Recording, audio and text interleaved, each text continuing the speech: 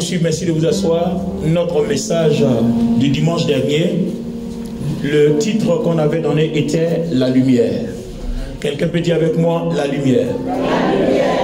Et on a fait la partie 1, la partie 1. Aujourd'hui, c'est la partie 2. Et le contenu, pour un rappel rapide de dimanche dernier, on avait donné le passage où les disciples avaient échoué face à un esprit qui devait chasser. Et le Seigneur l'a fait. Et l'homme qui est venu supplier le Seigneur a dit, tes disciples n'ont pas pu. Et le Seigneur leur a reproché certains caractères, notamment le mal qui est en eux, notamment la perversion qui est en eux, notamment leur raisonnement et beaucoup d'autres choses. Et la question qu'on s'est posée, comment donc faire pour que l'œuvre manifestée par le Seigneur Jésus soit aussi manifestée à travers nous? Alléluia. C'était là qu'on s'était arrêté, c'était notre question. Alors ce matin, nous avons poursuivi. Donc si quelqu'un voudrait bien savoir ce qui s'est passé dimanche dernier, merci de te référer au message. Tu peux aller par exemple sur la page Facebook Olivier Bonny et puis tu verras le message. La lumière, partie 1. Aujourd'hui, c'est la partie 2. Alors, une des choses qui fait que nous avons de la faiblesse en nous,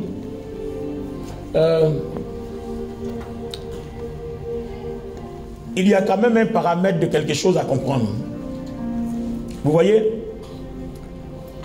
tu marches avec une personne qui souhaite que tu sois comme elle. Et le Seigneur Jésus, par exemple, qui marche avec ses disciples, il dit, je vous donne le pouvoir, allez partout. Je vous donne le règne et le pouvoir. Allez partout, manifester ce règne et puis manifester ce pouvoir. Vous voyez, pendant que je parle, cette parole ne s'adresse pas qu'aux disciples. Ça s'adresse à nous aujourd'hui. Parce que nous lisons la Bible et la Bible est d'actualité. Donc cette parole s'adresse à toi et à moi. Donc allez partout. Faites des nations des disciples. Manifestez la puissance de Dieu. Manifestez le règne de Dieu. Manifestez la gloire de Dieu. Ça veut dire que ces disciples-là ont reçu quelque chose qui normalement ne doit pas être un sujet d'échec.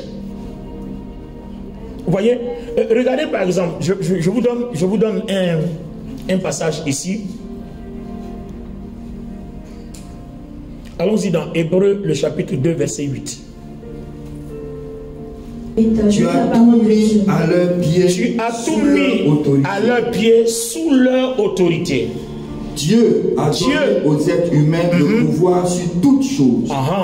Il n'a donc rien laissé en dehors de leur pouvoir. Attends, est-ce que vous êtes conscient? Est-ce qu'on comprend bien ce qu'il dit là? Dieu a donné aux êtres humains pouvoir sur toutes choses et Dieu n'a rien laissé.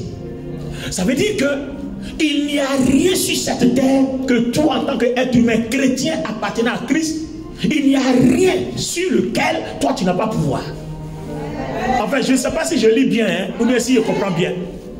Révérend, reprends. Je ne sais pas si je lis bien ou je comprends bien. Dieu a donné aux êtres humains le pouvoir sur toutes choses. Dieu, répète après moi s'il te plaît. Dieu a donné aux êtres humains le pouvoir sur toutes choses. Bon, est-ce que ce français-là, nous tous on a compris? Est-ce que vous avez compris comme moi?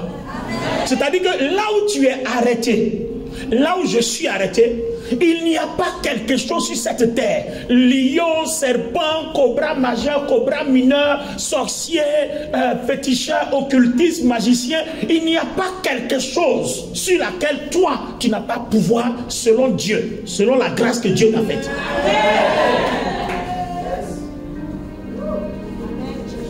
Cette réalité-là, cette pensée-là, ce verset-là, si tu n'as pas conscience de ça, tu ne peux pas avoir la foi en Christ. C'est pas la peine. Amen. Parce que moi, quand je lis ça, je n'ai plus peur de quelque chose. Parce que je comprends que si il m'a été donné pouvoir sur tout, ça veut dire qu'en face de moi, ils sont dans la faiblesse. Enfin, c'est comme ça que je comprends. Je ne sais pas s'il comprend comme moi. C'est comme ça que je comprends. Attends, moi j'ai le pouvoir. Donc celui qui est en face de moi n'a que la faiblesse.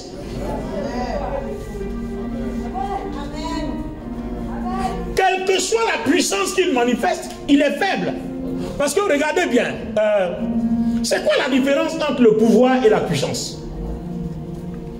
Vous voyez, j'ai une arme, d'accord? J'ai une arme. Et puis, l'arme est très puissante, elle peut tuer tout. Mais l'arme est dans ma main. Donc j'ai une puissance. Par contre, si je tue quelqu'un sans que le pouvoir me l'autorise, le pouvoir me met en prison. Le policier a une arme. Mais il ne peut pas tuer que lorsque le pouvoir lui donne le droit, selon la loi, de le faire. Donc la différence entre le pouvoir et la puissance, c'est que tu peux avoir une puissance, mais c'est le pouvoir qui autorise le fonctionnement de la puissance. Donc peu importe la puissance que quelqu'un ou alors quel esprit, n'importe quel esprit peut manifester, le pouvoir demeure le droit, la force de décision. Alors reprenons le verset. Le pouvoir sur toute chose. Il n'a donc rien laissé en dehors de leur pouvoir. Il n'a donc rien laissé en dehors de leur pouvoir. Pourtant aujourd'hui, nous le voyons bien. Les humains n'ont pas encore pouvoir sur tout. Ah, bien. Alors, c'est là que notre sujet va commencer ce matin. Merci de vous asseoir. Donc maintenant, notre dissertation va commencer. Amen. Dieu a donné pouvoir sur tout. Pourtant, on le voit bien aujourd'hui, les êtres humains n'ont pas pouvoir sur tout. Donc on a une question à se poser. Qu'est-ce qui ne marche pas? Qu'est-ce qui ne marche pas? Non, si on dit qu'est-ce qui n'a pas marché, bon, ouais, mais qu'est-ce qui ne marche pas? On t'a donné pouvoir sur tout. Il n'y a pas quelque chose qui existe sur laquelle toi, Dieu t'a pas donné le pouvoir. Pourtant, aujourd'hui, on constate que les hommes sont faibles en face de tout. Donc, qu'est-ce qui ne marche pas? Une autre question, quel est le problème? Ou alors, qu'est-ce qui se passe? Alors, dans ma réponse, j'ai trouvé un élément. Il y a beaucoup d'éléments, hein, mais je veux prendre les éléments majeurs dans la Bible. C'est que soit, on ne sait même pas qui nous a commissionnés. Parce que celui qui nous a envoyés s'appelle Jésus, le Christ, le Fils du Dieu vivant. Est-ce qu'on sait en réalité qui il est? Est-ce qu'on sait de quoi il est capable? Et la Bible nous dit que ce Jésus-là vit en nous. Est-ce qu'on est conscient de ce que sa présence peut faire à travers notre vie? Est-ce qu'on est conscient de ce que sa présence peut apporter à notre vie? Toutes ces choses-là, on a besoin de les analyser. Très important. Alors, essayons de voyager un peu dans la Bible. On va voyager un peu. Donne-moi ton amène bien. Donne-moi ton amène fort. On va voyager un peu dans les Écritures, puis on va voir. Nous voulons prendre conscience. Amen. Je veux éblouir l'esprit de quelqu'un. Je veux fatiguer ton esprit ce matin. Alléluia. À travers les versets bibliques, je veux fatiguer ton esprit ce matin. Amen. Alors, ceux qui ont eu la grâce d'assister au culte du soir seront en avance sur vous. Voilà, seront en avance sur vous parce qu'ils ont déjà goûté les prémices du message. Gloire à Dieu. Alors, numéro 1. Pour prendre conscience de qui est le Christ, pour prendre conscience du message de qui est le Christ, nous avons besoin de comprendre quelque chose que Dieu a déposé sur la terre, enfin quelque chose que Dieu, une décision que Dieu a prise, qui est importante pour nous. Amen. Et je voudrais partager ça avec vous à travers Éphésiens, le chapitre 1, versets 8 à 10, la version parole de vie. Oui. Dieu nous a couverts de ses bienfaits. Oui. Il nous a donné toute la sagesse et l'intelligence. Il nous a fait connaître son mystère, c'est-à-dire ce que dans sa bonté il voulait faire dans le Christ depuis toujours. Ce projet, Dieu voulait le réaliser au temps choisi par lui, rassembler tout ce qui est dans les cieux et ce qui est sur la terre sous un seul chef, le Christ. Bien. Alors les amis, est-ce qu'on a bien compris? C'est-à-dire Dieu, en créant le ciel, en créant la terre et en créant tous les êtres humains, il avait en tête quelque chose. C'était son projet à lui. Et ce projet-là, c'est que tout ce qui est dans les cieux, tout ce qui est sur la terre, tout ce qui est sous la terre, soit sous le Christ. C'est que Jésus, notre Jésus qui est mort à la croix, soit établi sur tout ce qui est sur la terre, tout ce qui est sous la terre et tout ce qui est dans les cieux. Donc le Jésus qui vit en toi, Dieu lui a donné pouvoir, capacité, autorité de dominer sur tout, de régner sur tout. C'est-à-dire Dieu a tout fait pour que tout ce qui est dans les cieux, sur la terre et sous la terre soit faible devant lui. Amen. Ça c'est son projet. À partir du moment où je réalise que peu importe sa puissance, le sorcier est faible devant Jésus. Et à partir du moment où je suis conscient que j'ai Jésus, les amis, mon problème il est où? Donc il y a une base dans notre foi. Tout est placé sous l'autorité du Christ. Tout. L'argent, l'or, la maladie, le travail, le pouvoir, la puissance, tout est placé sous l'autorité du Christ. Donc le Christ qui vit en toi, qui vit en moi, le Christ qui est le chef de l'église, il est maître de tout. En fait, quand Dieu créait tout, c'était dans sa tête, c'était son projet. Que le Christ soit chef de tout. Amen. Alors, quand on arrive à ce stade-là, on comprend que celui qui n'a pas Christ ne peut rien faire, ne peut même pas dominer, ne peut même pas régner. Tu vas utiliser une quelconque puissance pour régner, ça va prendre fin parce qu'il y aura fer qui brise fer. Mais quand tu es avec Jésus, il n'y a rien qui puisse te briser parce qu'il y a le chef de tout. C'est pour ça que quand vous arrivez à la connaissance de la parole à un certain moment, vous ne pouvez plus dévier, sauf si peut-être on vous persécute. Quelqu'un va dire non, il est dans la Rose-Croix ou bien il est dans la franc-maçonnerie. Mais attends, est-ce que tu sais ce que nous on sait de Christ? Non, est-ce que tu sais de ce que nous on sait de Jésus? Est-ce que je peux comparer la Rose-Croix ou la franc-maçonnerie à Jésus-Christ? Pendant que le verset me dit que tout est placé sous le Christ. C'est-à-dire Rose-Croix placée sous le Christ, franc-maçonnerie placée sous le Christ. Donc qu'est-ce que je vais faire dans la franc-maçonnerie? Parce qu'on suppose que je vais là-bas chercher une puissance, il y en a plus que lui. Bon, qu'est-ce que je vais faire? Je vais là-bas chercher du travail, Christ est plus que lui. Donc, vous voyez qu'en fait, connaissant les bases des Écritures, il y a certaines erreurs et certaines déviations qu'on ne peut plus faire. En vérité. En vérité. C'est-à-dire, vous pouvez tromper un innocent, un ignorant, qui ne connaît pas les Écritures. Il peut aller se tromper pour aller dans l'occultisme, mais moi, non. Si tu as compris comme moi, tu ne peux pas. Non, tu ne peux pas aller là-bas. Je suis un des seuls prédicateurs qui a dit vis-à-vis en direct, moi je ne serai jamais franc-maçon, je ne serai jamais rosicrucien, je ne ferai jamais la magie. Moi, je ne ferai jamais.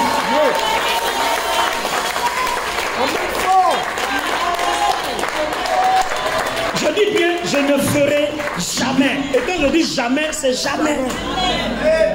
Même mon cadavre ne sera jamais franc-maçon. Non, regardez ce que la Bible dit là. On dit que Christ, c'est-à-dire le projet de Dieu, Dieu qui a créé tous les hommes, même qui a créé les maîtres francs-maçons, on dit il a établi Jésus sur eux. Amen. Et puis Jésus dit, lui vit en moi. Bon, donc si moi j'aimais vivre en eux, là, je cherche quoi? Parce qu'à ce moment précis là, Jésus peut me vaincre. Alors que si je suis avec Jésus, Jésus ne va pas me vaincre, il sera son allié avec moi. Pour vaincre les autres. Je serai son allié. Donc vous voyez qu'il y a, si nous voulons la foi, et si nous ne voulons pas avoir peur, il y a cette façon de comprendre les Écritures. Amen. Oh, j'attends des gens, des malheureux disent oui, il a percé parce qu'il est franc-maçon, mais vous êtes malheureux. J'ai percé parce que je suis franc-maçon. Donc vous êtes en train de dire que la franc-maçonnerie est au-dessus de Jésus. Sinon, s'il n'y a que la franc-maçon pour faire percer les gens, donc c'est que la franc-maçonnerie est au-dessus de Jésus. On perce parce qu'on a compris qui est le Christ. Parce qu'en fait, ce que vous avez oublié, il y a Jésus et puis il y a le Christ. Non, ça c'est le message que je mets aux frères pour dimanche prochain. Il y a Jésus et puis il y a le Christ. Donc quand on dit Jésus, Christ, ça veut dire quoi? Celui qui n'a pas cette révélation là, c'est lui qui va aller dans la franc-maçonnerie, mais pas moi. Celui qui n'a pas la révélation de qui est le Christ peut aller dans la magie, peut aller dans la Rose-Croix, mais pas moi.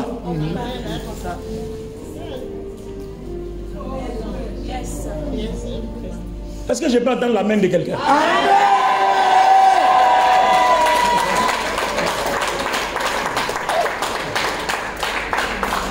Il n'y a pas longtemps, le Seigneur s'est révélé à moi. J'étais en France. Et puis, il m'a donné une révélation. J'ai dit, bon, si c'est toi le Christ, permets que je fasse 7 jours sans manger, sans boire. Et je descendrai le 7e jour à midi et je partirai à l'église, je vais prêcher ce jour-là. Les amis, je vous dis, le Saint-Esprit est mon témoin. J'ai fait 7 jours sans manger, sans boire et à midi, je suis allé à l'église, j'ai prêché. Vous pouvez même voir les vidéos. J'étais très amaigri, très faible. Bon, mes détracteurs ont commencé à se réjouir parce que je suis malade, je vais mourir bientôt. Ils disent, vous allez mourir avant moi. Parce qu'ils ont pensé peut-être que j'étais atteint d'un cancer ou alors quelque chose, je vais mourir. Non, j'étais à une épreuve parce que je voudrais voir Dieu dans quelque chose. Je voulais voir Dieu dans quelque chose. Et quand j'ai fini ça, je n'ai pas arrêté. J'ai dit, Seigneur, si tu es avec moi, je vais aller encore. Bon, là, je m'arrête là. Parce que ce n'est pas pour vous. Alléluia. Amen.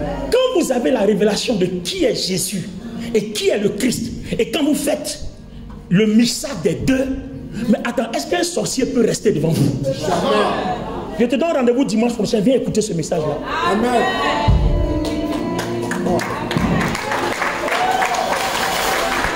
Dans la Bible, il y a tout. Seulement, il faut les yeux pour voir. Dans notre Bible, là, il y a tout. Une fois, j'ai dit à Dieu, mais pourquoi tu ne m'as pas montré ça tôt? Mais il dit, tu allais faire des dégâts. Parce qu'aujourd'hui, tu es sage. Aujourd'hui, tu n'es plus nerveux. Avant, tu m'as giflé, tu gifles 2 fois.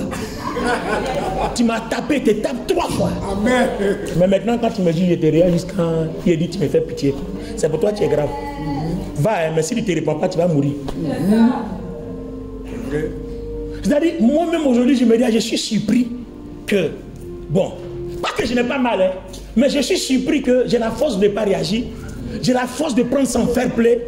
Et puis tu vois, donc j'ai dit, ah mais c'est que Dieu m'a fait passer au tamis. En tout cas, j'ai atteint un niveau de transformation et ça me plaît comme ça.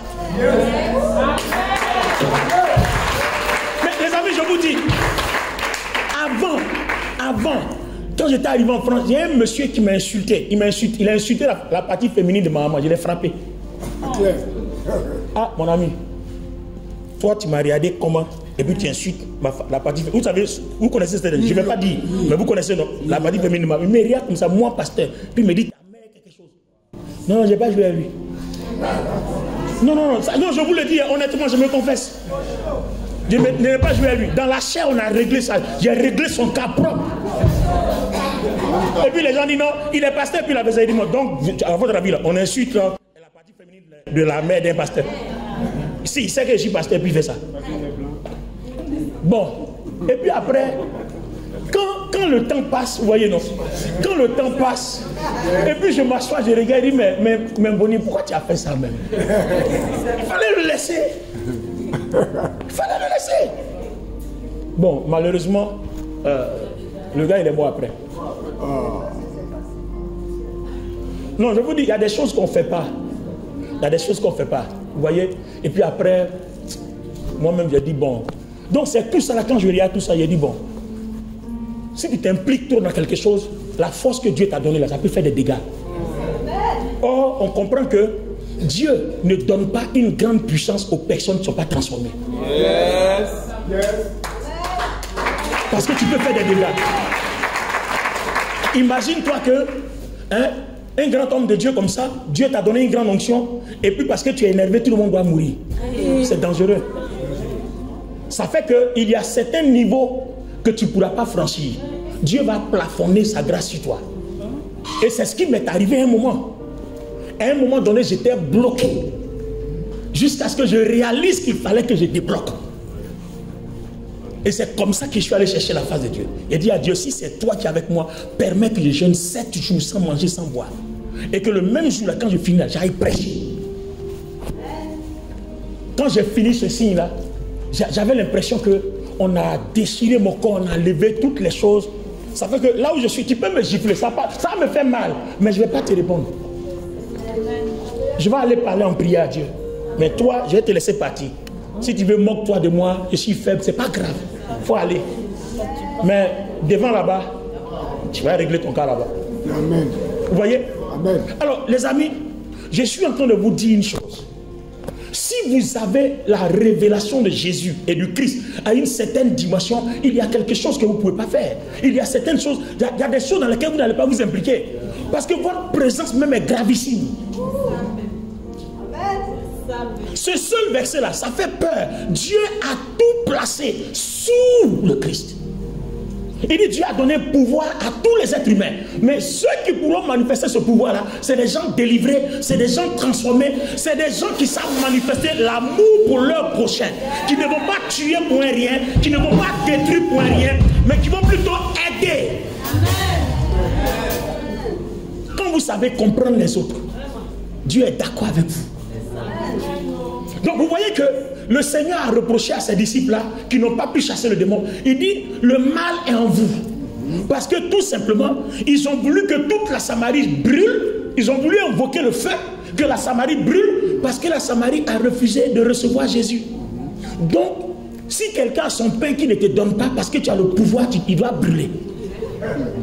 Donc vous voyez que l'autorité de Dieu, la gloire de Dieu n'est manifestée que par des personnes libérées, délivrées. La dernière fois j'étais à Paris et puis quelqu'un m'a fait quelque chose. Mon beau-frère voulait frapper la personne. Et puis il lui a dit non, il faut laisser. Il dit mais toi-même c'est ça ton affaire là. Quand les gens font, laisse on va régler, puis les gens vont avoir un peu peur. Il dit non, s'il fait ça, ils n'auront jamais peur. Parce que le jour où le jugement de Dieu va descendre, ça fera plus peur. Parce que tu l'as touché tout de suite, s'il est mort, on va dire que tu as tué quelqu'un. Alors quand Dieu a réglé le compte là, on ne va pas en justice pour ça. Vous voyez? Il me dit, mais toi, les gens font les choses, nous, notre cœur est chaud comme ça. Mais quand on te voit, toi-même, tu es calme, on est découragé. Il dit, mais justement, c'est pour ça que Dieu a fait de moi un autre homme. Vous voyez? C'est pour ça que Dieu a fait de moi un autre homme. Et quand je parle, Dieu m'écoute. Alors qu'avant, quand je parlais, il y a ceux qui l'écoutent et puis il y a ceux qui n'écoutent pas. À cause des limitations. Mais depuis que j'ai compris qu'il faut briser ces limitations, il y a des choses que j'ai mis comme ça. Il y a des choses que j'ai mises comme ça. Ça fait que, tu vois, je regarde. Quand j'entends la voix de Dieu, ça ne m'intéresse pas, je me retire. Voilà. Si vous pouvez faire ça, vous allez changer votre destinée. Amen. Parce que regardez en fait, le pouvoir que Dieu nous donne là, c'est avec ça qu'on réussit. C'est avec ça qu'on réussit. Quand par exemple vous avez des relations et puis vous allez quelque part, quelqu'un passe un seul coup de fil. À cause du coup de fil là, on met ton nom sur l'examen de réussite de concours de gendarmerie, officier ou bien machin. Oh pourtant avec ton diplôme tout ça là tu ne gagnes pas. Mais un seul coup de fil, vous voyez, le pouvoir nous permet de réussir. Donc chacun doit savoir où il va et ce qu'il doit faire. Alors la première prise de conscience est de savoir ce que vous êtes et ce que la présence de Christ en vous est capable de faire de vous. Amen. Regardez par exemple quelqu'un qui rentre dans la présence de Dieu comme le dit la Bible. Il sort et puis vous voyez tout son être est illuminé. Dès qu'il parle net, la terre ouvre sa bouche. Alors imaginez-vous un seul instant que cette personne-là n'est pas délivrée. Et puis Dieu met une telle arme entre ses mains. Les amis, il se passe quoi? C'est pour ça que la loi centrale dit tu aimeras ton prochain comme toi-même. Et tu aimeras Dieu. Vous voyez, Dieu a centralisé les choses sur deux. L'amour est au centre, mais l'amour part vers Dieu et l'amour part vers son prochain. Si vous pouvez régler ces deux-là, si vous pouvez mixer ces deux-là, Dieu et votre prochain, c'est fini. Vous aurez tout. La raison pour laquelle ces disciples-là n'ont pas pu chasser, c'est qu'ils n'ont pas l'amour là en eux. Mais les amis, cet amour-là, c'est quoi en fait? Je vais aller dans les Écritures pour vous montrer un peu ce que c'est. Cet amour-là, c'est quoi? Parce que Dieu a donné pouvoir aux êtres humains, mais les êtres humains ne peuvent pas. Alors, cet amour-là, c'est quoi? Alléluia. Waouh. Donne-moi ton amen bien. Amen. Donne-moi ton amen fort. Alors, nous allons faire une petite démonstration. Amen. Ceux qui ont fait les mathématiques, on fait mathématiques bibliques ce matin. Alléluia. Oh, votre amen est trop faible. On fait mathématiques bibliques ce matin. Bien. Alors, prenez Jean chapitre 1, on va faire mathématiques. On va partir des versets bibliques et puis on fait mathématiques. Mathématiques bibliques. Donc, oui. À partir du verset 1. Ouais. Au commencement, la parole existait déjà. Bien. Au commencement, dis avec moi, au commencement était la parole. La parole était avec Dieu et la parole était Dieu. Donc la parole est avec Dieu et la parole est Dieu. Donc quand vous voyez, vous prenez la parole, c'est que vous avez Dieu. Puisque la parole est Dieu. Ma déduction est bonne. Parce que je n'invente pas. Au commencement était la parole, mais la parole est Dieu. Donc quand vous prenez la parole, vous n'avez rien d'autre que Dieu en face de vous. C'est bon, non? J'ai fait des bonnes mathématiques bibliques. Bien, continue. Au commencement, la parole était avec Dieu, et par elle, Dieu a fait toutes choses, et il n'a rien fait sans elle. En elle, il y a la vie. Donc, dans la parole, il y a la vie. Et comme Dieu est la parole, donc en Dieu, il y a la vie. On est d'accord? Les mathématiques bibliques tombent bien? Continue. Et la vie est la lumière des êtres humains. Ah, donc maintenant on réalise que la parole est Dieu, Dieu est la vie, et la vie est la lumière. Les mathématiques tombent bien? Les théorèmes la marchent bien? Hein? Alors la parole est la lumière. Donc alors la parole est la lumière. Bonne déduction. On est d'accord? Donc regardez bien, nos mathématiques, on continue dedans. Allons maintenant dans 1 Jean 4, lis avec moi le verset 7. Amis très chers, aimons-nous les uns les autres, parce que l'amour vient de Dieu. Tous ceux qui aiment sont enfants de Dieu et ils connaissent Dieu. Bon, moi chez moi ici ça se termine par Dieu et amour. Ceux qui n'aiment pas, verset 8, oui. Ceux qui n'aiment pas ne connaissent pas Dieu, parce que Dieu est amour. Très bien, donc on reprend les mathématiques. La parole est Dieu, la parole est Dieu, la parole est la vie, Dieu est la vie, Dieu est la parole, et la parole est lumière, Dieu est lumière. Maintenant on dit Dieu est amour, donc la lumière c'est l'amour.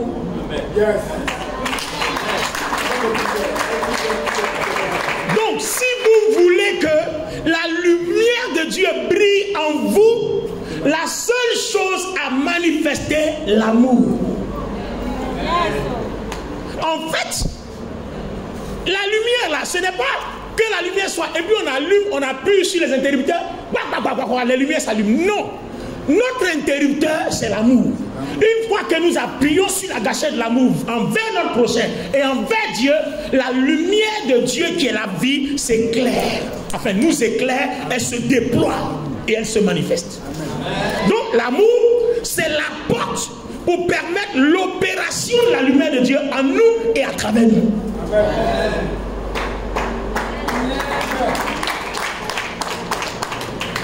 Vous êtes en train de comprendre pourquoi, quand on dit aime ton prochain, beaucoup de personnes aiment le miracle, ils préfèrent le miracle à la place de aime ton prochain.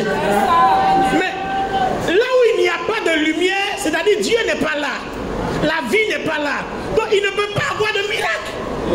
C'est là où il y a l'amour. Dieu est amour. Donc quand Dieu est là, la vie est là, la lumière est là, il y a donc le miracle. Il ne peut pas avoir de miracle dans un endroit où Dieu n'est pas. Est-ce qu'on est d'accord? Dieu est amour.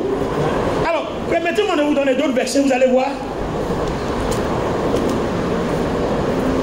Donc les amis, nous sommes en train de comprendre que chacun de nous doit prendre d'abord conscience du Seigneur, et puis ensuite, deuxièmement, être conscient qu'il y a un commandement qui apporte la lumière, et que cette lumière-là, c'est elle qui dissipe les ténèbres. Cette lumière-là, c'est elle qui brise les ténèbres. Or, nous savons que la maladie vient des ténèbres, les démons viennent des ténèbres, et là où il y a la lumière, les démons fuient. Or, la lumière ne vient que là où l'amour est exercé, manifesté et pratiqué. Tout simplement. Ah, j'ai perdu ça. Amen. Donc la lumière ne vient que par là. Est-ce qu'on peut continuer? Alors regarde ici. On continue. Prends avec moi.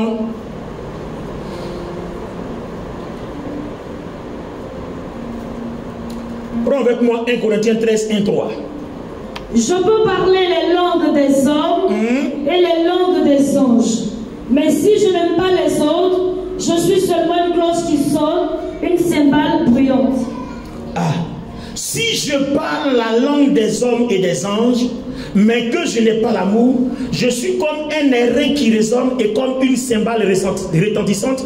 Et si j'ai la prophétie et que je connaisse tous les mystères et toute connaissance, et que je n'ai pas l'amour, alors je suis... Donne-moi la version parole de vie, révérend. C'est ce que je disais. Continue alors, continue. Je peux avoir le don de parler au nom de Dieu. Je peux comprendre tous les mystères et posséder toute la connaissance. Je peux avoir une foi assez grande pour déplacer les montagnes. Mais si je n'aime pas les autres, je ne suis rien. Waouh. Yéli, est-ce que vous comprenez là où on s'en va aujourd'hui là? Est-ce que quelqu'un comprend là où on s'en va? En fait, vous êtes en train de réaliser qu'en fait, l'absence de lumière nous plonge dans une faiblesse spirituelle totale. L'absence de lumière. Tout à l'heure, je vais vous le démontrer par les Écritures. Même si je possède la science de tous les mystères, même si j'opère tous les miracles, si je n'ai pas l'amour, je ne suis rien. Maintenant, la question que je pose, l'amour est la lumière qui luit en nous. Donc, si toi tu opères tous les miracles, c'est par quelle lumière tu opères les miracles? Donc, la Bible est en train de nous dire qu'on peut opérer des miracles sans aimer, sans Dieu, parce que Dieu est amour. Donc, le diable aussi opère des miracles. Le diable aussi manifeste une certaine puissance. Mais la différence pour savoir laquelle des puissances est de Dieu, il faut qu'on voit que celui qui la manifeste a la manifestation de l'amour en lui.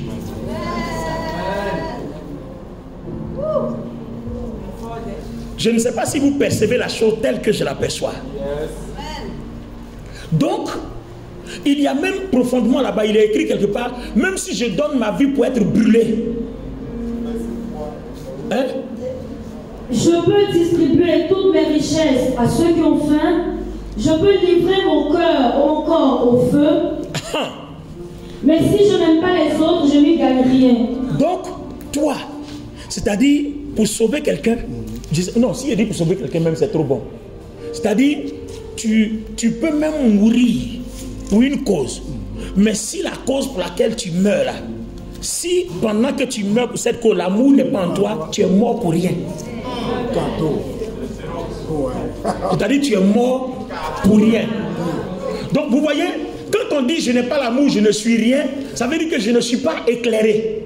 Or, nous savons que la lumière, en fait, c'est la vie. Bien. Viens, je vais faire une démonstration. Hein. Viens. Vous voyez un peu les mannequins dans les vitrines là, non? Hein? Bon, Dieu a pris du sable, de l'argile, et puis il a collé, il a fait un pied, il a fait des mains, il a fait une forme, il y a un nez, il y a tout ça, et puis bloc comme ça. Voilà. Ça, c'est un mannequin qui est là. Où est dans les vitrines là? Voilà. C'est du sable, hein? Pas à modeler. Bien. Et puis, Dieu vient, il dit, faisons l'homme à notre image, selon notre ressemblance. D'accord? Donc Dieu prend le sable et puis fabrique. Mais si Dieu dit faisons l'homme à notre image, normalement l'homme là devait sortir de lui en même temps, non? En même temps. Mais il prend le sable, il fabrique et puis il dépose. Un peu comme quand vous allez, je crois dans Jérémie 18, dans la maison du potier. J'ai descendu dans la maison du potier, le potier fabriquait un tour.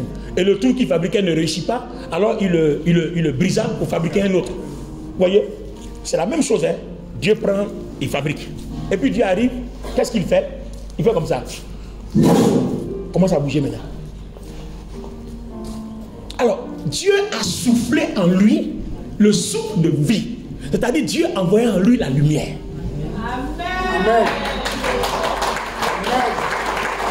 Donc, dès que la lumière arrive, il devient intelligent. Quelque chose où il commence à voir. Il a un cœur qui bat. Il a des reins. Il commence à bouger. Il commence à découvrir des choses. Parce que tout simplement, la lumière est rentrée en lui. Mais avant que la lumière n'arrive, c'était juste un bloc de sable. Donc on comprend que la lumière a des capacités illimitées qui peuvent produire n'importe quoi, tout et n'importe quoi. Amen. C'est-à-dire si Dieu veut que ce poteau-là parle, il suffit que Dieu envoie sa lumière dans ce poteau-là va vous parler. C'est pour ça que cette lumière-là, quand tu ne l'as pas, tu n'es rien. Donc, aimer son prochain, on pense que c'est dans l'intérêt de l'autre, mais c'est faux. C'est plutôt dans ton intérêt. Quand tu aimes ton prochain, c'est plutôt dans ton intérêt. Ce n'est même pas pour l'autre. Tu ne rends même pas service à l'autre. Tu te rends service à toi-même. Les amis, voilà le vrai problème de l'amour. En aimant Dieu, tu ne rends pas service à Dieu, mais tu te rends service à toi-même. Amen fort. Amen puissant. Si tu n'as jamais compris l'amour, c'est ça. En aimant ton prochain, tu ne rends pas service à quelqu'un, hein? Tu te rends service. Parce que soit tu conserves ta lumière, soit tu fais grandir ta lumière.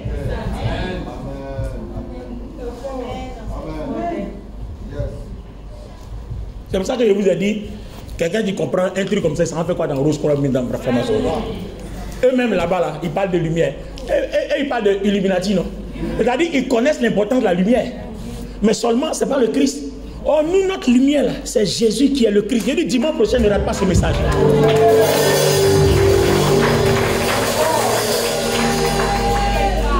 On parle de lumière. Non, on connaît lumière. Quelle lumière? On ne parle de quelle lumière? Toi, tu me parles de quelle lumière même? Nous, on connaît lumière. Oh my God. Tu me parles de quelle lumière? On connaît lumière. La lumière qui rentre dans les arbres et puis les arbres commencent à parler. La lumière qui rentre dans le sable et puis le sable commence à parler. Le sable devient intelligent. Est-ce que tu parles de quelle lumière même? Tu connais lumière? Tu parles de quoi? Oh. Dieu n'a jamais fait d'expérience avec toi. C'est pour ça que tu parles comme ça. Tu connais lumière? Lumière. Attends, je vais te montrer quelques aspects de la lumière. Hey my God. Prends avec moi le livre de Daniel. Hey. Daniel chapitre 5 verset 11. Bon, je lis. Daniel chapitre 5 verset 11, il est écrit: il y a dans ton royaume un homme qui a en lui l'esprit des dieux saints, et du temps de ton père on trouva chez lui des lumières, de l'intelligence et une sagesse semblable à la sagesse des dieux. Aussi le roi Nebuchadnezzar ton père, le roi de ton père, l'établit chef des magiciens, chef des astrologues, chef des chaldéens, chef des devins. Attends, est-ce que vous avez compris? Attends, les gens parlent de lumière. C'est-à-dire dans ce royaume-là, il y avait des francs-maçons, il y avait des rosicruciens, il y avait des magiciens. Mais Daniel, qui avait en lui la lumière, la vie de Dieu, a été établi chef des francs-maçons, chef des magiciens, chef des rosicruciens dans ce royaume de Nebuchadnezzar.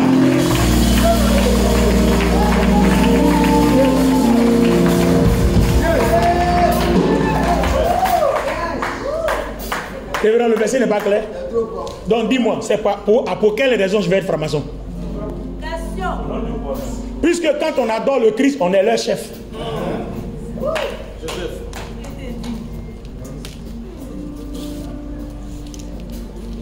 Vous voyez les amis, la connaissance de la Bible là, ça vaut plus que l'or. Vous voulez les miracles? Si vous avez la connaissance de la Bible, vous ferez plus de miracles que n'importe qui. Amen. Si vous avez la connaissance de la parole, vous donnerez plus de révélations que n'importe qui. Amen. Aujourd'hui, c'est dommage que les chrétiens soient impressionnés. Prophétie, prophétie, prophétie. Mais si vous connaissez la Bible, Dieu va vous parler par vous-même. Je ne cours pas après quelqu'un. Parce que je sais passer du temps dans la présence de Dieu. Alléluia. La dernière fois, la première fois que j'ai commencé mon ministère, où j'avais prié une fois de 5 h du matin à midi. Et cette fois-ci, la dernière fois quand j'ai fini mes jeûnes de 7 jours, je dis je vais battre mon record. Je suis resté dans la présence de Dieu quand j'ai fait 7 h 20 minutes 40 secondes. J'ai fait la capture d'écran. Je mets mon chronomètre. Quand je finis de prier, j'ai fait 7 heures, 20 minutes, 40 secondes. Sans arrêt. Je suis resté dans la présence de Dieu à parler, à prier, à parler, à prier, à chanter, à entendre sa voix, à parler, prier, adorer, entendre sa voix, parler, prier. Quand je me relevais de mes genoux, il était 7 heures, 20 minutes, 40 secondes. Et à ton avis, je cherche quoi? La lumière. C'est pour ça que je dors en paix. Donc si toi tu es poursuivi, va chercher la lumière.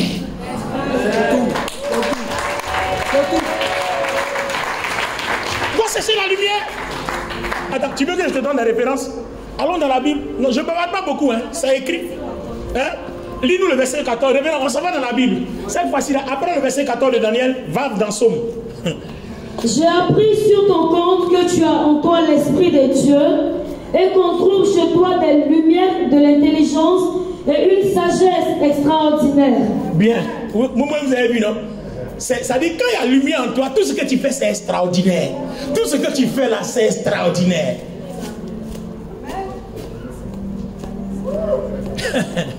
Donc vous voyez qu'en fait, notre vie chrétienne là, tous les jours on vient à l'église, c'est pas autre chose, hein. On est venu chercher la lumière. C'est pour ça que depuis dimanche passé, mon thème c'est la lumière. Et dimanche passé, je n'ai pas parlé de la lumière. J'ai montré la faiblesse des disciples pour qu'on comprenne aujourd'hui qu'avec la lumière, on peut surmonter ces faiblesses-là. C'était là mon plan de dissertation, mon professeur de français assis là. Hein? Alléluia, Madame Goulayo. C'est ça mon plan de dissertation. J'ai montré d'abord leur faiblesse et puis après j'apporte la solution. Amen. Alors les amis, allons-y dans le livre des Psaumes. Je vous ai dit que j'allais fatiguer ton esprit ce matin. Alors, Psaume chapitre 4, je vais lire moi-même, attends, je vais lire moi-même pour aller vite. Plusieurs disent, qui nous fera voir le bonheur? Fais lever sur nous la lumière de ta face, ô Éternel. Donc, quand la lumière de la face de Dieu se lève sur toi, le bonheur arrive à ta porte. C'est pas moi qui ai écrit, hein, c'est Psaume chapitre 4, verset 6. Et dans d'autres livres, dans d'autres versions, dans certaines Bibles, c'est Psaume chapitre 4, verset 7. Je peux continuer? Je vais maintenant dans Psaume 18, 28. Oui, tu fais briller ma lumière. L'Éternel, mon Dieu, éclaire mes ténèbres. C'est-à-dire là où tu es envahi de maladies, de démons, de sorciers. Le jour où la lumière de Dieu se lèvera sur toi, le jour où le soleil de Dieu se lèvera sur toi, tous ces démons-là se disperseront. C'est pas moi qui l'ai dit, c'est ça.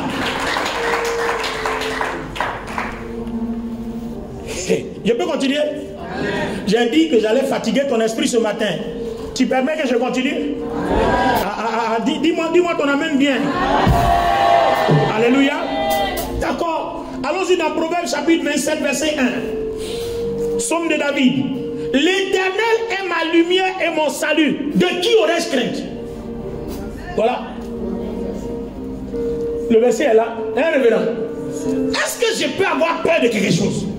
Parce que ceux de qui je dois avoir peur, eux-mêmes ils cherchent la lumière. Oh, moi j'ai déjà l'Éternel qui est ma lumière. Donc de qui aurais-je peur et de qui aurais-je crainte?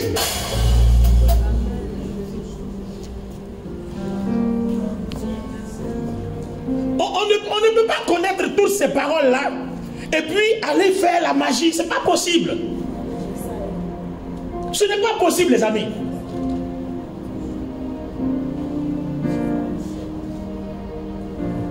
En tout cas, si tu attends quelqu'un dit qu'Olivier Bonnier est franc-maçon, gifle pour toi, Dieu te bénira. Parce que c'est un gros menteur. Si tu peux vous le gifler, Dieu te bénira en plus. Regardez les trésors de la parole.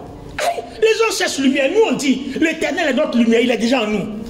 Quand tu cherches lumière, tu te prosternes devant quoi comme chercher lumière, mais on dit l'Éternel est notre lumière. Je peux continuer?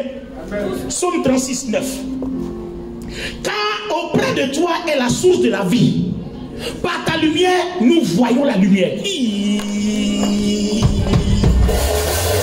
aïe, aïe, aïe, aïe. Ah, Seigneur. Par ta lumière, nous voyons la lumière. Par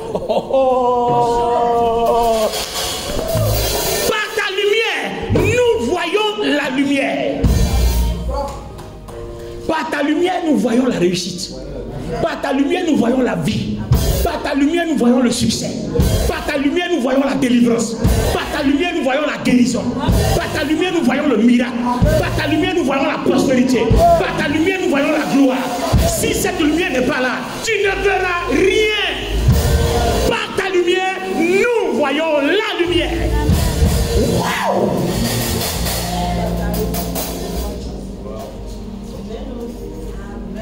Est-ce que j'ai réussi à fatiguer ton esprit? Par ta lumière, nous voyons la lumière. Mon petit, ça veut dire que on a une question. On sait que par l'amour, il y a la lumière. D'accord? Quand tu aimes ton prochain, cette lumière entre en toi. Quand tu aimes Dieu, cette lumière entre en toi. Mais aimer ton prochain, ça veut dire quoi? Aimer Dieu, ça veut dire quoi? Question, non? C'est là aussi il y a un problème. Aimer son prochain, c'est quoi en fait? Et puis aimer Dieu, c'est quoi? Il faut que tu le saches. Mais en tout cas pas ce matin. Certainement dimanche prochain.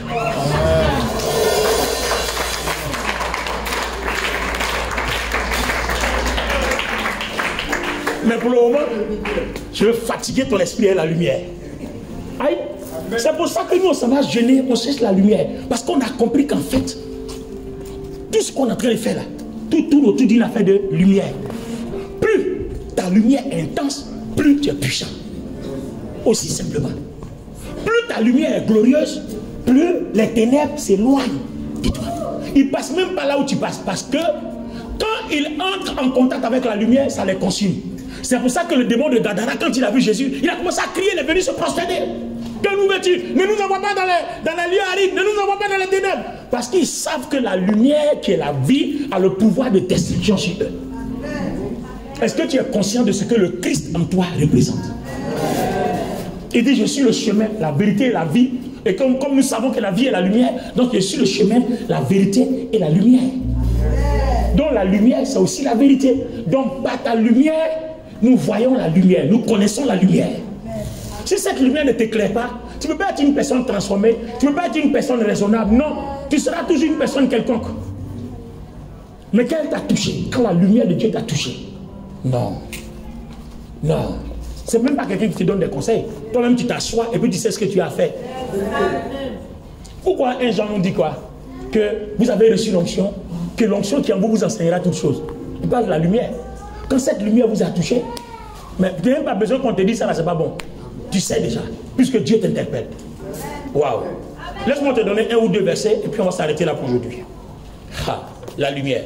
Est-ce que tu peux crier très fort, 3 fois la lumière? La lumière! La lumière! La lumière! Regardez bien le verset 38. Hey. Mon cœur est agité. Non. Chapitre Psaume 38, 10. Ah oui, d'accord, vas-y. Mon cœur est agité, ma force m'abandonne, et la lumière de mes yeux n'est plus même avec moi. Donc vous voyez, quand la lumière commence à vous quitter, tous les problèmes commencent dans votre vie. Donc arrangez-vous pour que la lumière ne vous quitte pas. Celui qui peut faire perdre ta lumière est ton premier diable.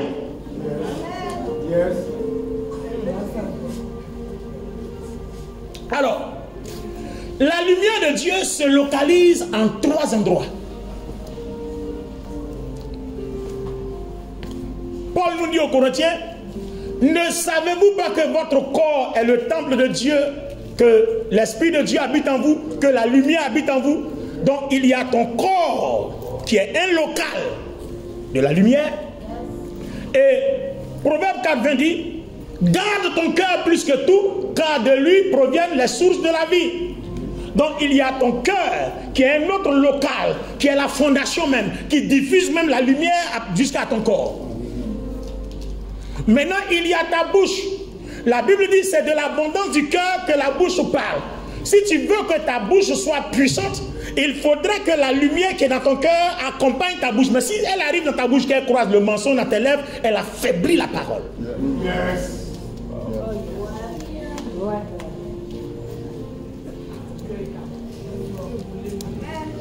Le Saint-Esprit va dire ton esprit ce matin.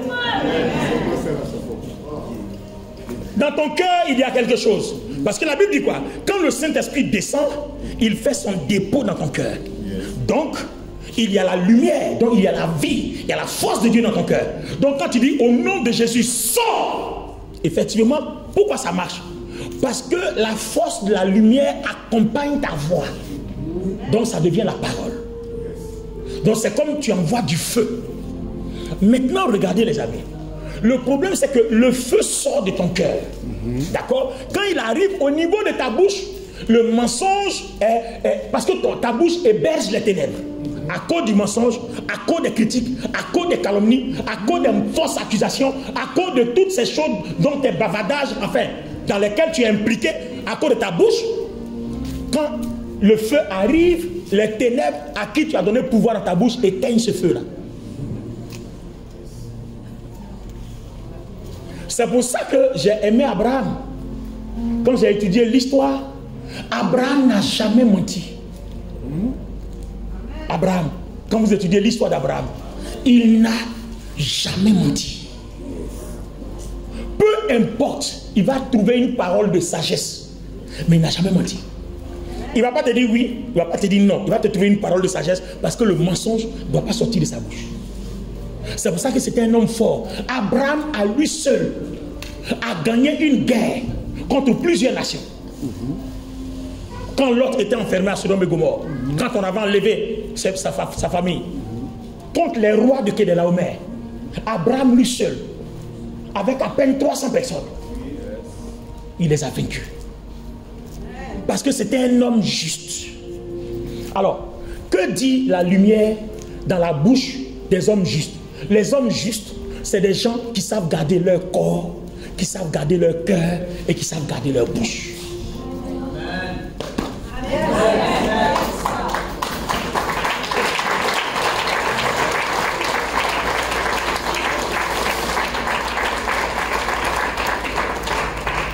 Alors, je vais vous montrer un peu la puissance de la lumière à travers les hommes justes, à travers les gens qui savent garder leur corps, leur cœur et leur bouche. On peut avancer? Can I go ahead? Can I go forward? Regardez. Proverbe chapitre 4, le verset 18 dit: le sentier des justes est comme la lumière resplendissante, dont l'éclat va croissant jusqu'au milieu du jour. Ça fait 1. 2. Proverbe 6, 23. Car le précepte est une lampe et l'enseignement une lumière, et les avertissements de la correction sont comme le chemin de la vie. Ça c'est pour les gens qui ne supportent pas les reproches. C'est pour vous. Gardez ça. Proverbe 6, 23. Voilà, dès qu'on vous dit ça n'est pas bon, la série ça figure. Ne parle plus aux gens. Proverbe 13, 9 dit: la lumière des justes est joyeuse, mais la lampe des méchants s'éteint. Point. Affaire finie. La lumière des justes est joyeuse. Ça veut dire que aussi longtemps que tu sais garder ton corps pur, ton cœur pur et ta bouche pure, ta vie ne manquera jamais de joie. Tu cherches du travail, tu vas en trouver. Tu veux te marier, tu vas trouver joli garçon, jolie femme. Non seulement joli garçon, jolie femme, mais qui a bon comportement. Tu comprends? Voilà, non seulement elle a bon comportement, mais il est propre, bien elle est propre. De telle sorte que ta vie ne manque pas de joie. Amen. Ça c'est la lumière des justes. Ceux qui savent garder leur corps pur, leur cœur pur et leur bouche pure. C'est pour ça que Paul dit: fuyez l'impudicité. Bon, tu as envie du sexe, c'est bon, c'est pas mauvais parce que tu es un être humain. Mais quand tu as fini là, tu as éteint les ténèbres. Enfin, tu as éteint ta lumière. Donc quand tu as éteint ta lumière, après il y a les conséquences. Puisque un fauteuil vide, qui vient s'asseoir dedans? Voilà, elle me dit toujours la nature a horreur du vide, non? Donc, quand c'est vide là, il n'y a pas de lumière. Donc celui qui vient s'asseoir, c'est les ténèbres. Et maintenant, quand tu dors, maintenant, voilà, mari de nuit, femme de nuit, PD de nuit, tout ça. Ah oui, quand je dis PD de nuit, ça fait rire. Mais je vous informe qu'il y a des gens qui sont venus nous voir, qu'il y a des hommes qui couchent avec des hommes, qui viennent coucher avec eux, c'est des hommes qui parlent. Dans leur rêve, des hommes viennent coucher avec eux, c'est des hommes. Alors, tu penses que s'il y a la lumière, il va se passer comme ça? Il y a des femmes aussi qui disent que dans leur rêve, c'est des femmes qui viennent coucher. Et cette femme-là qui vient, elle a un sexe d'homme. Et on a fait des délivrances pour ça. Alors, tu penses que si dans ton corps, il y a cette lumière-là, tu vas avoir cette connerie-là?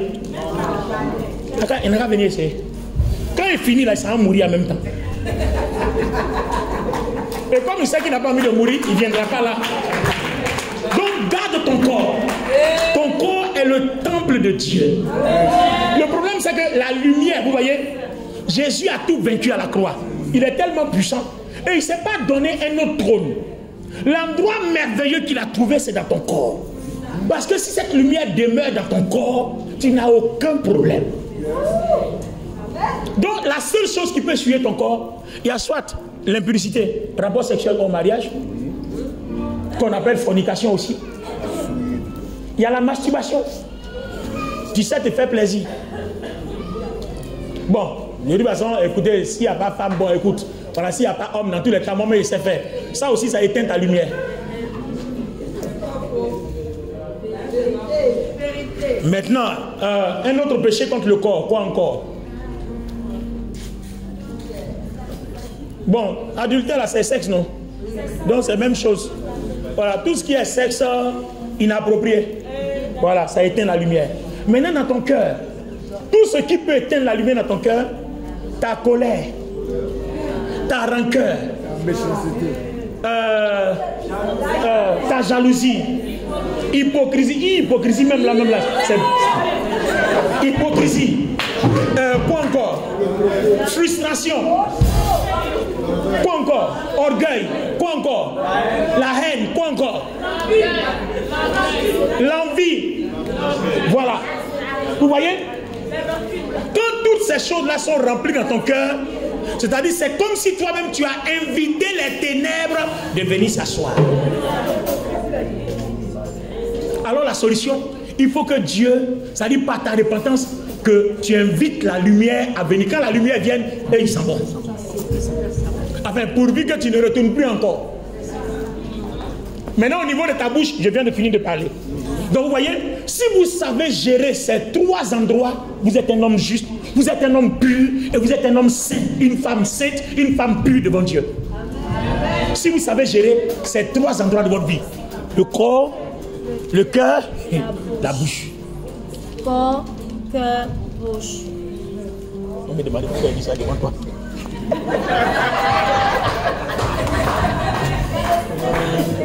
Amen. Non, c'est ma fille, on se connaît. Alléluia. Donc le corps, le cœur et puis la bouche. Quand tu as géré ça, tu n'as aucun problème avec Dieu et tu n'as aucun problème avec qui ou quoi que ce soit. Amen. Donc vous comprenez pourquoi la vie chrétienne devient un challenge. Parce qu'attends, bon, t'as tapé, tu as mal comme ça, et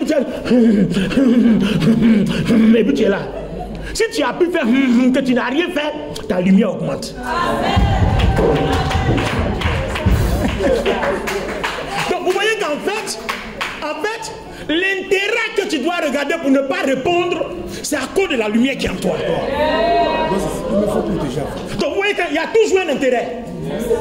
Donc même avec Dieu, on ne fait rien pour rien. Il y a toujours un intérêt. Si je te réponds, j'ai gâté ma lumière. C'est comme si j'ai gâté ma communion avec Dieu. Mais si je ne réponds pas, j'ai augmenté ma lumière. Et on sait que la lumière du juste lui donne toutes sortes de joie. Oh, c'est ça.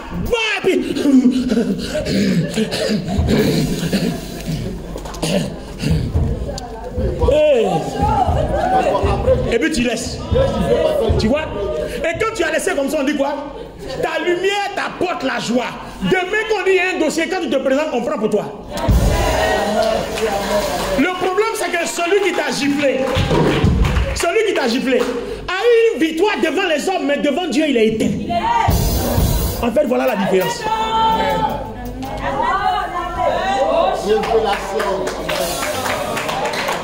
Donc, si tu es une personne qui aime Dieu, qui aime quand les gens te regardent, qui aime quand les gens t'acclament, tu es mort dans le film. Parce que si on t'a tapé, tu n'as pas demandé, dit oui, lui là, ouais, on a tapé, oui, et puis là, tu as vu, non? Tu vois, si tu aimes Dieu, c'est pour ça que tu dois vivre comme quelqu'un qui s'en fout de qui te regarde, qui ne te regarde pas, tu t'en fous de ça.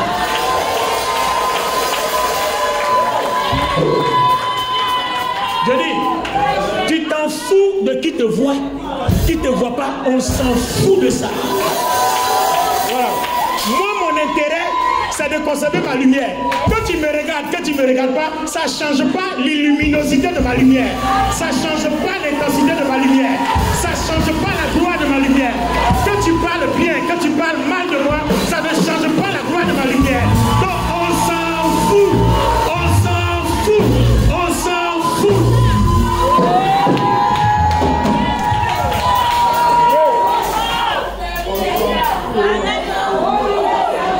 Si tu veux, il faut m'aimer. Et puis le problème c'est quoi? Si tu ne m'aimes pas, c'est toi qui as éteint. Sinon moi dans mon cœur, je n'ai rien contre toi. Donc c'est pour toi qui est grave. Tu veux pas m'aimer? Pas m'aimer.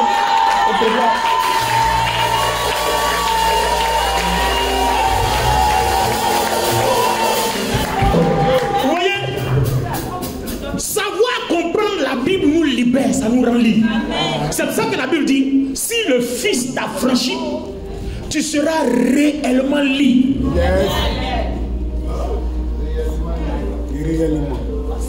Si le Fils t'a franchi, j'ai besoin que quelqu'un prenne conscience aujourd'hui de 3 éléments, son corps, son cœur et sa bouche. Amen. Tiens-toi debout, on va prier le Seigneur.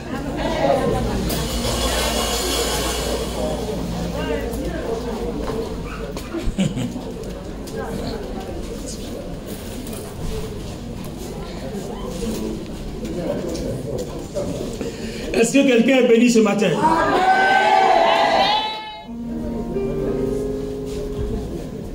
Nous voulons prier. Gloire à Dieu. Et j'ai dit, le dimanche prochain, ne rate pas le message. Jésus est le Christ. Non, c'est pas la peine. C'est pas la peine. On va prier le Seigneur.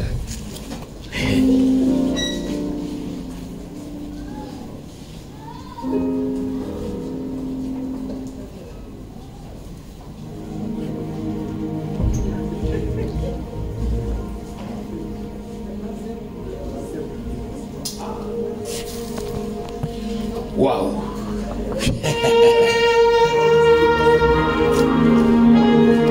Waouh.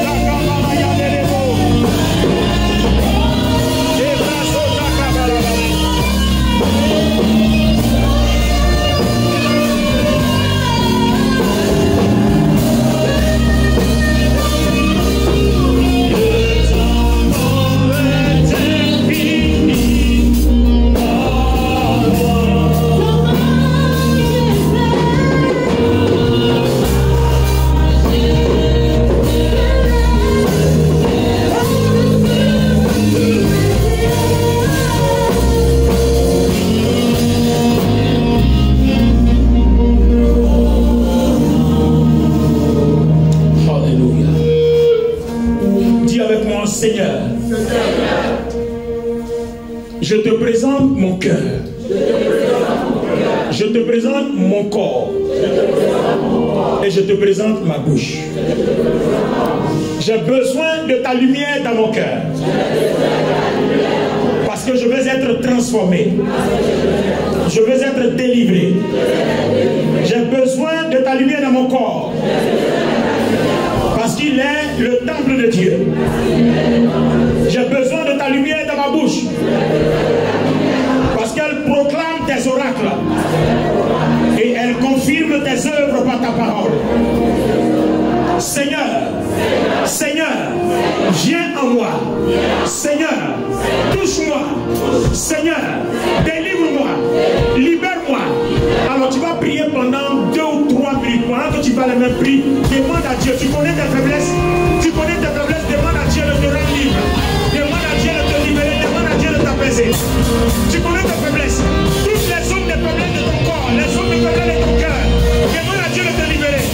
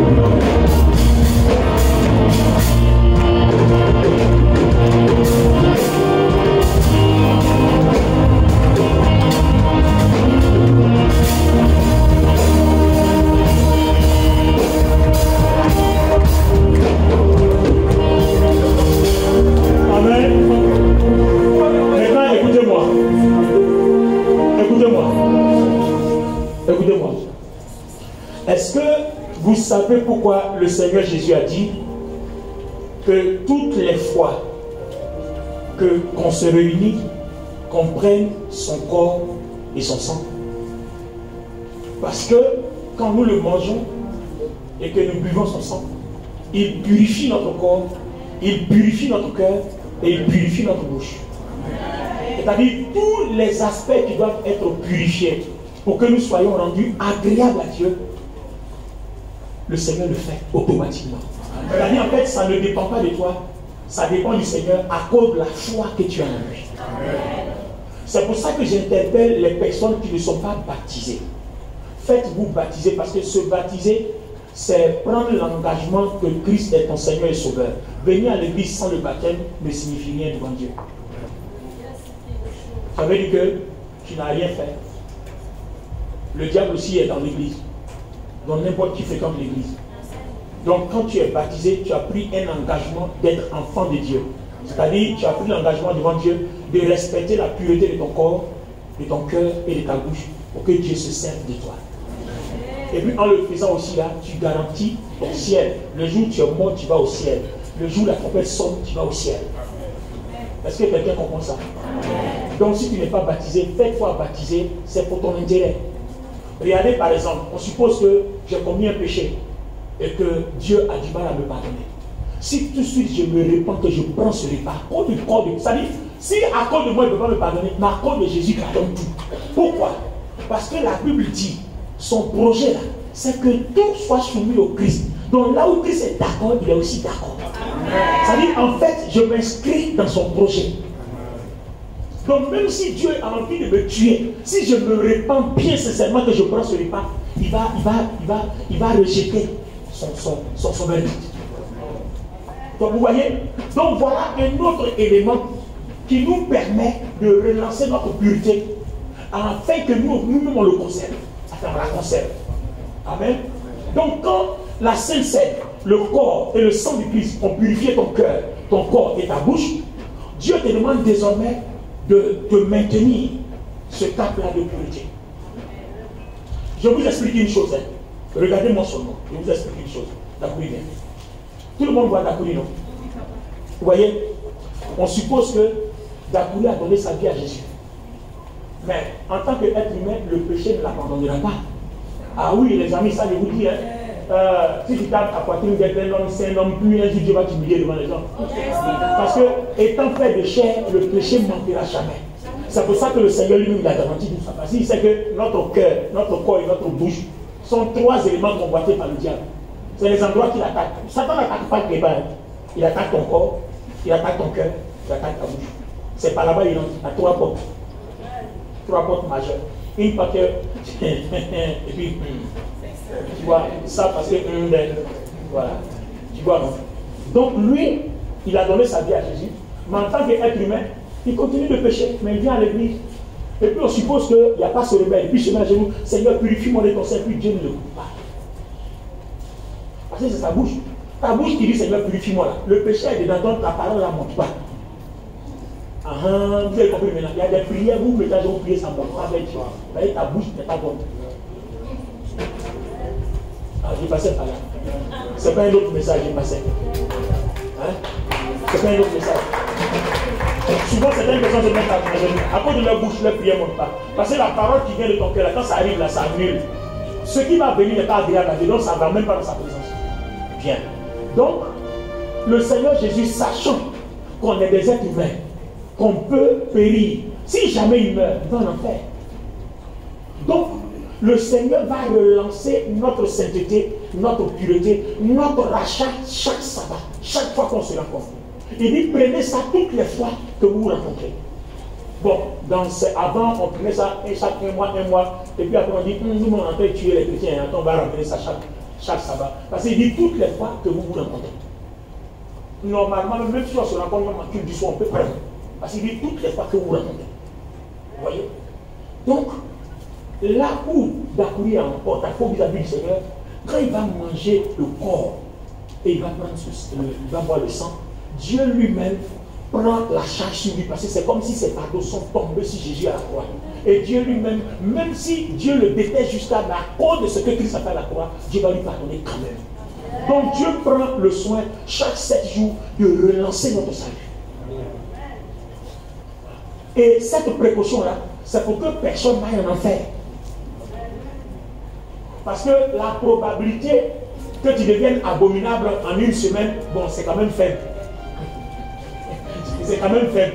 Vous voyez? Voilà, c'est quand même faible. Au moins, même si tu as péché, bon, un petit curou, bon, ça passe toutes les semaines. Mais bon, on sait que la probabilité d'être abominable au point de perdre son salut en 7 jours, c'est quand même faible. Vous voyez? Et puis il y a quand même ta vie de prière aussi. Il y a des choses aussi que Dieu pardonne facilement. D'accord? Donc, les amis, c'est pour ça que ce repas-là est la 3e opportunité.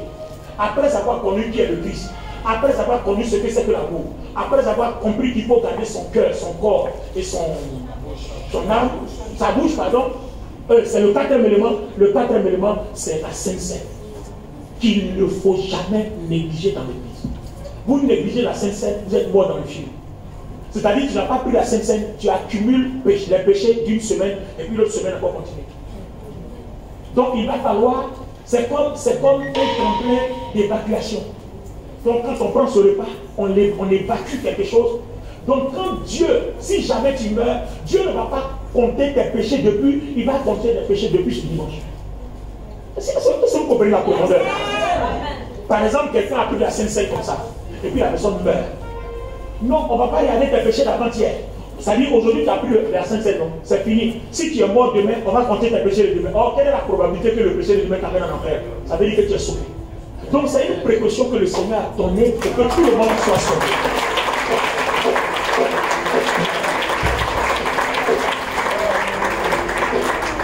C'est pour ça qu'il ne faut pas négliger ce repas.